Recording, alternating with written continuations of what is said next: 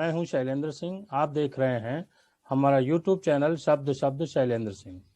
आज मेहमान हैं हमारे साथ जीशान हैदर जी, जो अखिल भारतीय कांग्रेस कमेटी के सदस्य हैं, युवा नेता हैं और हर मुद्दे पर काफ़ी मुखर रहते हैं। आज हम आपसे बातचीत करेंगे कांग्रेस अध्यक्ष के चुनाव की, जो आजकल काफ़ी चर्चा में है। सबसे पहले स्वागत करते हैं जीशान जी का। बहुत नमस्कार जी, बहुत बहुत धन्यवाद। जीशान जी, कांग्रेस में एक जो खबर चल रही है और प्रयास चल रहे हैं, तमाम कांग्रेस के नेता और बाहर के नेता पत्र भी लिख रहे हैं कि कांग्रेस अध्यक्ष का एक स्थायी जो कार्यभार है वो राहुल जी को दे दिया जाए। कुछ लोग इसका विरोध भी कर रहे हैं। आपको क्या लगता है कि राहुल गांधी के कांग्रेस अध्यक्ष बनने से पार्टी को क्या फायदा होगा? देखिए शैलेंद्र जी, सबसे बड़ी बात यह है, आपने खुद ही कहा कि कुछ लोग विरोध भी कर रहे हैं, कुछ लोग कह भी रहे हैं कि होना चाहिए। इससे अपने आप में पता चलता है कि कांग्रेस पार्टी में एक आंतरिक लोकतंत्र अभी भी जीवित है जी। मैं भारतीय जनता पार्टी के लिए नहीं कहूंगा, लेकिन मैं समाजवादी पार्टी के लिए नहीं कहूंगा, लेकिन आपको भी पता है आज भारतीय जनता पार्टी में मोदी जी, अमित शाह जी और आरएसएस जो चाहती है वही होता है। हाँ। लोग कहते हैं, लेकिन कांग्रेस पार्टी में आज खुलेआम लोग चिट्ठी लिखते हैं। आज बीजेपी में कोई मोदी जी, अमित शाह के खिलाफ चिट्ठी लिख के दिखा दे, या समाजवादी पार्टी में अखिलेश यादव जी के खिलाफ दिखा दे, या बहुजन समाज में मायावती जी के खिलाफ दिखा दे, निकाल के बाहर कर दिए जाएंगे। अखिलेश जी ने शिवपाल यादव जी को बाहर कर दिया, मायावती जी ने जो संस्थापक सदस्य थे कितने सारे, उनको निकाल के बाहर कर दिया। आप बताइए, इससे अपने आप में पता चलता है कांग्रेस में अभी भी आंतरिक लोकतंत्र है। वो बदनाम करने की कोशिशें तो कांग्रेस पार्टी को पिछले 70 साल से चली आ रही हैं, और ये उसी का हिस्सा है। रही बात जो आप चुनाव की कह रहे हैं सर, हमारे यहाँ, जैसे मैं अखिल भारतीय कांग्रेस कमेटी का सदस्य हूँ, हमारे यहाँ ये कहने की बातें हैं सर, हमारे यहाँ कोई भी राष्ट्रीय अध्यक्ष बनाया जाता है, राहुल जी पिछली बार राष्ट्रीय अध्यक्ष बनाए गए थे, एआईसीसी सेशन बुलाया जाता है, वहां पे हम लोग वोट देते हैं। हम लोगों से वोट बाकायदा सीडब्ल्यूसी के जो मेंबर बनते हैं वो हम लोगों से अपील करते हैं कि वोट दीजिए हमको, जिसमें हम सीडब्ल्यूसी तक पहुंच जाएं। कई बार हम लोग खुद ये अधिकृत कर देते हैं कि राष्ट्रीय अध्यक्ष जो भी बने हैं वो सीडब्ल्यूसी को अपने तरफ से चयनित कर ले, जो इस बार हुआ था। नहीं तो 50 बार आप देख लीजिए कि बाकायदा सीडब्ल्यूसी के जो मेंबर्स होते हैं उनको हम लोगों ने वोट देके, मेरे पिताजी भी एआईसीसी सदस्य रहे हैं, बाकायदा उनके पास लोग सोच लगा लगा के आते थे, बड़े बड़े नेता, कि मुझे वोट दीजिएगा जिसमें मैं सीडब्ल्यूसी तक चयनित होके पहुंच जाऊं। तो ये कहने की बातें हैं सर। और एक सबसे बड़ी मुद्दा है इसमें शैलेंद्र जी, कि कांग्रेस पार्टी हमेशा एक ऐसी पार्टी रही है जिसने, आप देखिए कांग्रेस पार्टी के जो नेता हैं, चाहे वो सीडब्ल्यूसी के मेंबर हो, चाहे हमारे राष्ट्रीय अध्यक्ष जी हो, अभी जैसे सोनिया जी, तो अभी हुआ क्या कि जब चुनाव हार गए तो राहुल जी ने इस्तीफा दे दिया अध्यक्ष पद के ऊपर, इस्तीफा ले लिया गया और अंतरिम अध्यक्ष माननीय सोनिया जी को बनाया गया। अब इसीलिए नए अध्यक्ष चुनने की फिर से शुरू हो गया है कि भाई नया अध्यक्ष चुना जाए। अभी जो एक अध्यक्ष जो रहे, अध्यक्ष की कुर्सी पे रहे, अंतरिम अध्यक्ष ना बने, काफी समय हो गया हमें लगता है, इसीलिए वो प्रक्रिया चल रही है और उसके ऊपर कई लोग आवाज भी उठा रहे हैं, कई लोग नहीं भी, कई लोग उसका साथ दे रहे हैं। तो हमें लगता है जो आवाज भी उठा रहे हैं उनके ऊपर भी कोई हमारी कांग्रेस पार्टी की तरफ से किसी भी तरह का कोई उनको बाहर निकाला गया हो, उनके ऊपर किसी भी तरह का जो है कोई अभियोजन लगाया गया हो, तो हमें लगता है ये कांग्रेस पार्टी का अपना आंतरिक मामला है। कुछ पसंद करेंगे, कुछ नहीं पसंद करेंगे, बट कांग्रेस पार्टी इस तरह से चलती है। विरोधी ये कहते हैं कि कांग्रेस पार्टी में एक ही परिवार का अध्यक्ष होता है, जबकि दूसरी जगहों पे मनोनीत होते, वो मानते हैं कि हमारे यहाँ अलग अलग परिवारों के होते हैं। परिवारवाद का एक आरोप लगता है। हालांकि अगर दूसरी तरफ से देखें तो अब परिवारवाद के बिना मुझे नहीं लगता कि कोई पार्टी है। नेता का बेटा तो हर जगह नेता बन रहा है। नहीं शैलेंद्र जी, देखिए मैं आपकी इसी बात से शुरुआत करता हूं, फिर उस पे आऊंगा जो अध्यक्ष जो विरोधी पार्टी कहती है। देखिए बिल्कुल ये गलत बात है। जैसे अभी बॉलीवुड में नेपोटिज्म की बात चल रही है, देखिए होता क्या है कि जब तक आप अपनी वर्थ प्रूव नहीं करेंगे, आपको पहली बार तो शैलेंद्र जी के आपके बेटे हैं तो पहली बार तो आपको लोग सुन लेंगे, दूसरी बार आपको कतई नहीं सुनेंगे अगर आप अपनी वर्थ नहीं प्रूव करेंगे। महेश भट्ट साहब ने मुझसे एक बात बहुत बड़ी बड़ी बड़ी अच्छी बात कही थी शैलेंद्र जी, जो मैं आपके साथ शेयर करना चाहता हूँ। उन्होंने कहा था कि जीशान, अगर लोग कहते हैं कि महेश भट्ट किसी को भी स्टार बना देते हैं, तो अगर ऐसा होता तो राज कपूर के बेटे राजीव कपूर इस देश के सबसे बड़े सुपरस्टार होते हैं। कहेंगे उनसे बड़ा शोमैन इस देश में नहीं देखा आज तक, लेकिन वो राजीव कपूर को सुपरस्टार नहीं बना पाए, स्टार भी नहीं बना पाए। तो उन्होंने ये बात मुझसे कही थी, कहने लगी देखो मैं अगर तुम्हारे अंदर टैलेंट होगा तो हम तुम्हें कभी छोड़ेंगे नहीं, जाने नहीं देंगे, और तुम्हारे अंदर टैलेंट नहीं होगा तो तुम कितना भी सोच लगा लोगे तुम आगे नहीं बढ़ सकते हो। हाँ, मौका मिल सकता है लेकिन सफलता नहीं मिलती। पहला मौका मिल सकता है, लेकिन सफलता आपको जनता 2 बार 3 बार नहीं चुनेगी। ऐसे जैसे मैंने बॉलीवुड कहा, वैसे ही आप पॉलिटिक्स में 50 एग्जाम्पल मैं आपके सामने रख दूंगा, जिसमें पॉलिटिक्स में पिताजी ने बेटे को लॉन्च किया, बेटा बहुत सक्सेसफुल हुआ, उसके बाद सेकंड टर्म थर्ड टर्म क्या हुआ, कहां गए पता भी नहीं चला राजनीति में। तो हमें लगता है कहीं ना कहीं ये एक विवाद आज की डेट में खड़ा किया जा रहा है। अगर पत्रकार का बेटा पत्रकार बनना चाहता है, अगर डॉक्टर का बेटा डॉक्टर बनना चाहता है, राजनीतिक आदमी का बेटा राजनीतिक जाना चाहता है, तो उसमें कोई बुराई नहीं है। क्योंकि अगर आपके अंदर, आपने घर के अंदर वो चीज देखी हुई होती है, आपको पता होता है, आपने जनता की सेवा की होती है, आपने पत्रकारिता में चीजें की होती हैं, आपने बॉलीवुड में काम किया होता है, आपको एंगल्स पता होते हैं, एक्टिंग करना आता होता है, तो हमें लगता है उन सब चीजों को कहीं ना कहीं मद्देनजर रखते हुए पहला चांस आपको मिलता है। पहले चांस में अगर आपने आपको प्रूफ कर ले गया तो आप आगे बढ़ जाते हैं, नहीं प्रूफ, जनता जनार्दन है, हर चीज की जनता जनार्दन है। अगर आप अगर राजनीति में हैं और राजनीति में आप पहला चुनाव मान गए, आप बड़े बाप के बेटे हैं, आप जीत के आ गए, दूसरा चुनाव जनता आपको कभी जीतने नहीं देगी अगर आपने जनता के लिए कार्य नहीं किया होगा। और जनता से जीत के आ रहे हैं आप। राहुल गांधी जी जीत के पहुंचते हैं। फिर आप अगर कह दें कि वो वंशवाद चला आ रहा है, ये चला आ रहा है, तो ये गलत है। जनता चुनती है। सोनिया गांधी जी राजीव गांधी की पत्नी थी, जनता ने उनको चुना था। राजीव गांधी जी अगर इंदिरा गांधी जी की मृत्यु के बाद अगर उनको जो है प्रधानमंत्री बनाया गया, उसके बाद वो जीत के आए, जनता ने, देश ने उनको चुना। तो ये कहना बिल्कुल गलत है कि वंशवाद की राजनीति, और हमें लगता है किसी भी राजनीतिक पार्टी में अगर ऐसा है तो वो गलत नहीं है, लेकिन बशर्ते कि आप जनता के बीच में जाइए और जनता से जीत के आइए, पहली चीज। दूसरी चीज, जैसे आपने राष्ट्रीय अध्यक्ष के लिए कहा, मुझे लगता है कि जो भी ये सवाल करते हैं उनकी याददाश्त कमजोर है, या उन्होंने हिस्ट्री पढ़ी नहीं, या फिर वो झूठ बोलने में उनको डिप्लोमा है।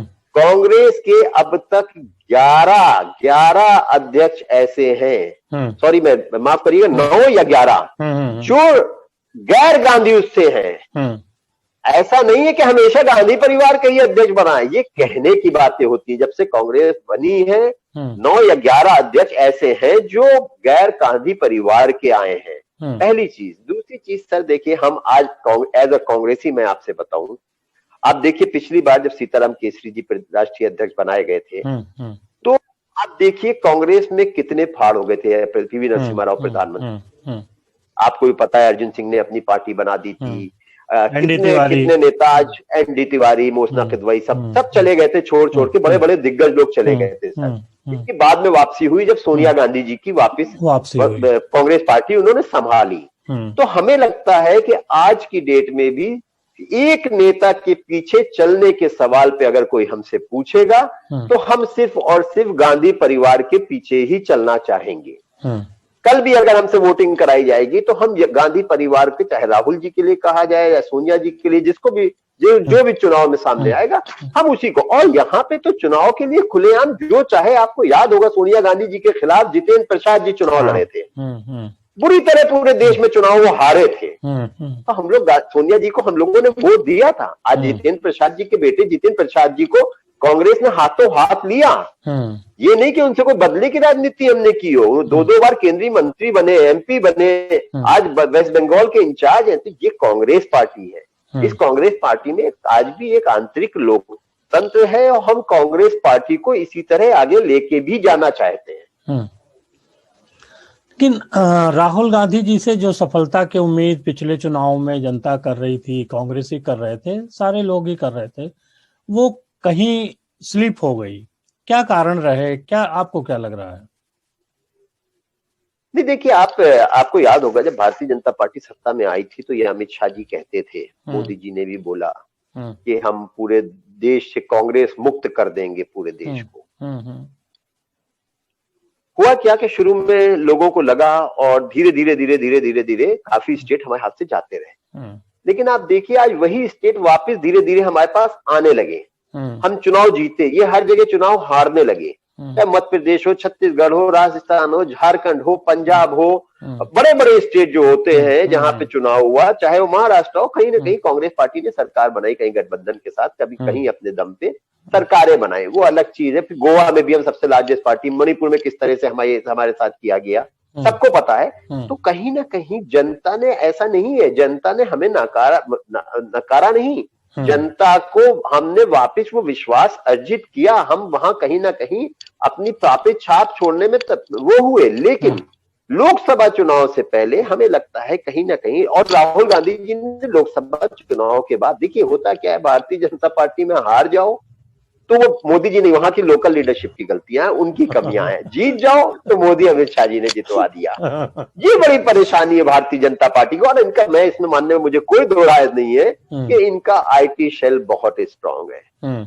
और आज की डेट में जितनी सोशल मीडिया के थ्रू भ्रामक खबरें फैला दी जाए, वो हम्म। हमें लगता है आईटी सेल जिस तरह से फैलाता है वो अपने आप में सोचने वाली बात है। हम्म। राहुल गांधी जी ने, आज भी आपको याद होगा, पहले अगर रेल एक्सीडेंट हो जाता था तो सीके जाफर शरीफ इस्तीफा दे देते थे, हम्म।